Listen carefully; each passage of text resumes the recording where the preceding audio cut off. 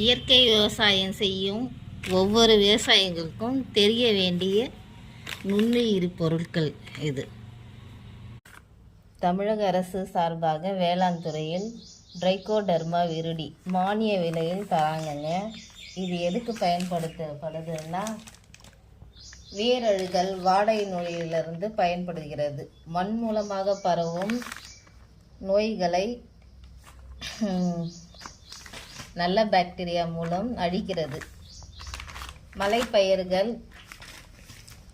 பயிறு வகைகள், எண்ணெய் வித்து, காய்கறி, பழ வகைகளுக்கு இது தராங்க.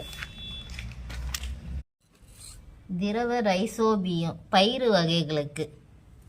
அடுத்தது திரவ உயிரி உரம், திரவ பாஸ்போ பாக்டீரியா துத்தநாகத்தை கரைத்து கொடுக்கும் பாக்டீரியா.